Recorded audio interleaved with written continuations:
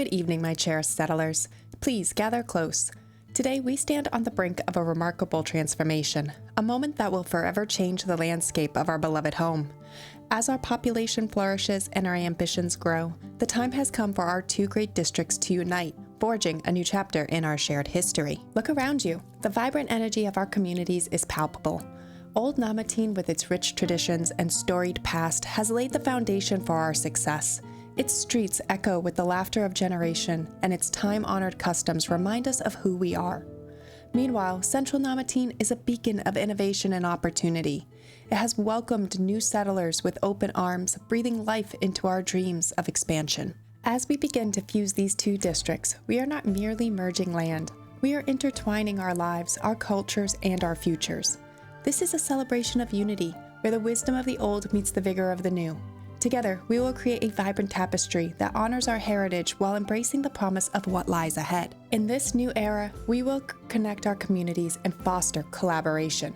Let us share our resources, our knowledge, and our strengths. The artisans of Olde Na'Matine will teach the newcomers the crafts that have been passed down through the generations, while the foragers of Central Na'Matine will supply fresh resources that will propel us forward. So let us embrace this moment with open hearts and determined spirits. Together, we will weave the fabric of our future, creating a community that stands as a testament to time. Heyo and welcome to another episode of Build and Battle Season 3, where we will build a beautiful medieval city while battling off famine, mutiny, and the bitter cold. In the last episode, we gave our settlers of Central Na'Matine their basic necessities, such as food, fuel, shelter, and storage. So if you happen to miss the last episode, then click on the info card above, or if you're looking for a new Manor Lords series to binge watch, then check out the entire Build and Battle Season 3 playlist located in the description below. In today's episode, we will continue to focus on Central Na'Matine. However, today we're going to start implementing some of the assets that will actually tie this area in more aesthetically as a district in the larger Na'Matine area than its own separate territory. We're going to do this by adding in a trading post, production lines that will be beneficial to Olde Na'Matine, and additional housing for our residents of Central Na'Matine. So are you enjoying Build and Battle Season 3? If so, hit that like button, subscribe, and let me know in the comments what you are most excited to see in the upcoming episodes. If you can't wait to see the season unfold, consider becoming a channel member for exclusive perks, emojis, and early access to the videos. And don't miss out on our Build and Battle Season 3 merchandise linked in the description below. Alright everyone, so I'm wicked excited to finally begin to show you guys how I planned on fusing these territories together. So kick back, grab your caffeinated beverage of choice, and let's jump right on into it. So right away before we start any of our production lines, I want to get our traders post up and running. Now, with this trading post, we are going to export the goods that Olde Na'Matine is lacking, such as roof tiles and dye. That was the other one. This way, the regional wealth is basically bounced back and forth between the two territories instead of getting gobbled up by some off-map NPC, which will result in a stronger tax revenue for us, especially once we have our manor house constructed in Central Na'Matine. But before we can do that, we need to actually construct the building. So let's construct the trading post right around here. Eventually, I would like to construct a manor house close by to the trading post to create a bit more of a unique design to the manor house, but we also have to be mindful of how far our walls can stretch, as I have intentions of actually fusing this manor house's, or the Central Na'Matine's manor house. I want those walls to fuse in with the walls that we're still currently building in Olde Na'Matine. So yeah, you know, another huge, long, chunky wall.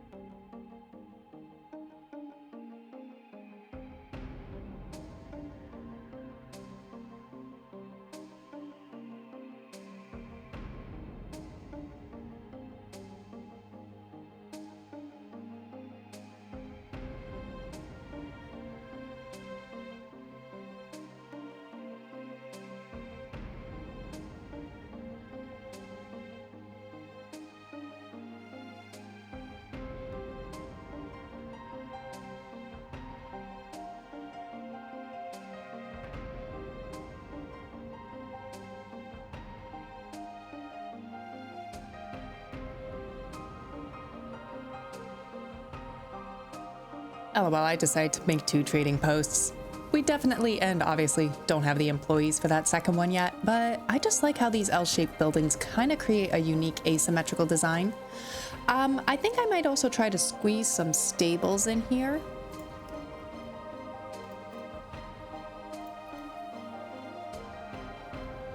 Or not, because it looks like I didn't actually leave any room for that. That's okay. Anywho, now that the building is constructed, let's roll through here and fix our trade specifications. We are going to uncheck the boxes that allow us for trading outside the map with the NPCs. This will force the trade between Olde and Central Na'Matine.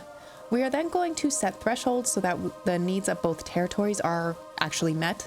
So for Central Na'Matine, I think, 20 roof tiles and 20 dyes will be more than enough, and the rest can all go over to Olde Na'Matine. I'm going to also adjust the food a little bit so that the two are sharing their food resources, because Olde Na'Matine does need a little bit of help in that regard, but I want to do it in such a manner that it doesn't starve out Central Na'Matine.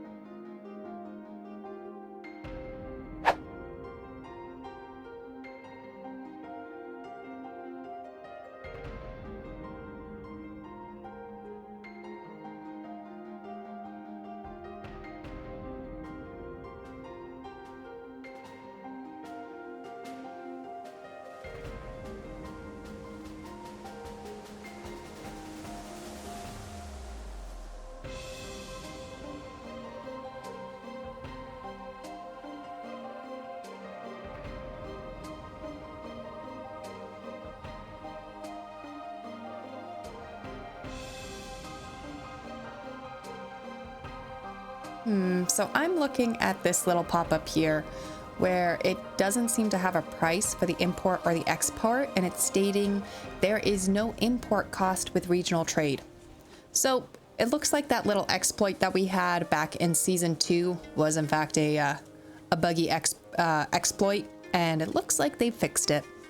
That's unfortunate, but it's not like a make or break for what I want to do today, because ultimately I do just want the two territories acting cohesively, for lack of better words, to kind of give that aesthetic feel of one larger area versus two separate settlements. So I do think that will actually get us set up for some more successful inter-district trade. Now let's actually get into our production lines and get these up and running so we are starting to produce the goods we want to start trading. And I think I'm going to start with our dye production line, as we have ample amount of berries and Olde Na'Matine needs this more for their clothing productions. Now, I would like to wiggle this close to the berry deposit so that it is easier for our workers to transport the goods back and forth. So let's start with wiggling in just a single dyer's workshop, and we will consider adding a second one based on our production demands and the surplus of berries that we have. Central Na'Matine is still relying on these berries for their food source, so I don't want to accidentally starve these people out, but I do really want to start getting some of that dye over to Olde Na'Matine.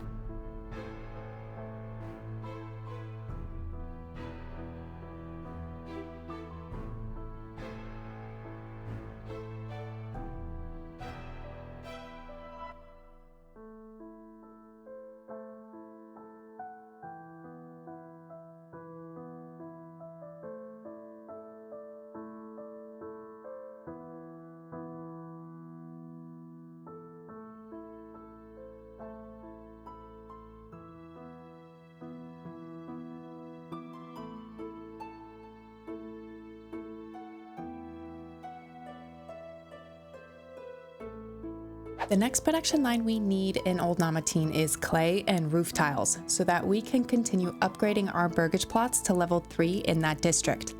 Right now, Olde Na'Matine is importing roof tiles 100% from NPC sources, so this particular resource is one that I want to highly prioritize, as it is costing us an exorbitant amount of regional wealth. And I would like to tax that regional wealth. Therefore, we need to start this production line by placing down a mine on top of our resource node. We don't have a rich clay deposit, so unfortunately we will only be able to mine a finite amount of this resource. I am hoping though that this will hold us over, however, until we can settle our third territory, which as of right now, I'm kind of thinking it might be Goldhof, but still deciding a little bit there. Anywho, let's come on in and let's start by placing in our mine wheel crick.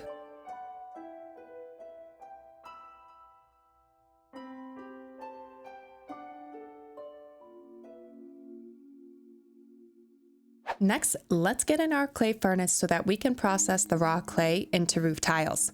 We could probably construct this building either next to the mine or next to our storage house closer to our district center. Honestly, I think for this district, I will construct the clay furnace closer to our storage house. This way it is closer to the storage house itself and our trading post. So when we run out of clay in our mine, we could choose to import it via the trade post and the workers will have less distance to transport the good. So it will leave that option optimized for us if we choose later on in this district that we want to continue our roof tile production and import clay into Central Na'Matine. So let's come on in and snuggle this sort of close to our storage house and watch it build up.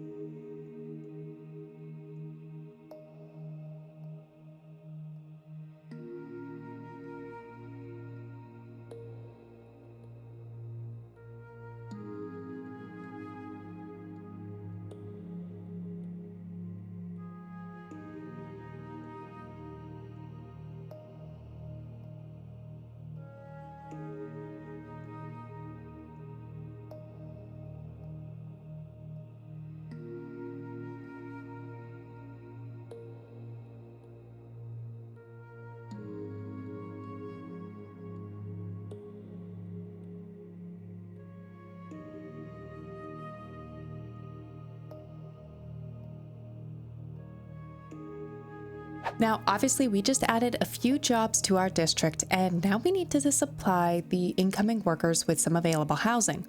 Last episode, we employed the Brondo method to encircle our historic windmill, and in this episode, I want to use the corpse pit method out near Olde Na'Matine so that we can start fusing these two districts aesthetically together. So we're going to add about maybe half a dozen burgage plots or so out in this area of our territory using the corpse pit method. In the larger plots, I will prioritize vegetables, and in the smaller plots, some eggs and chicken coops, so that we're providing more food to the growing population of Central Na'Matine. So let's come on in and begin laying out our burgage plots along the main road here.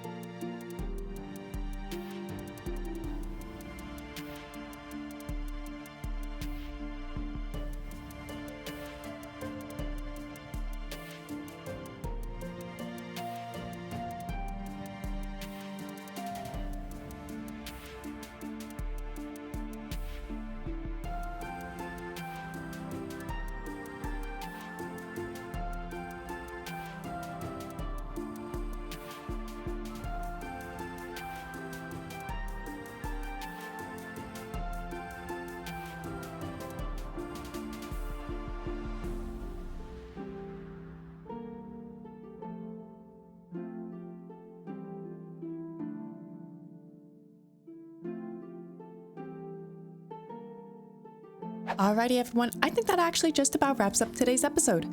If you enjoyed today's episode, please hit that like button, subscribe, and leave me a comment down below letting me know your thoughts on today's build.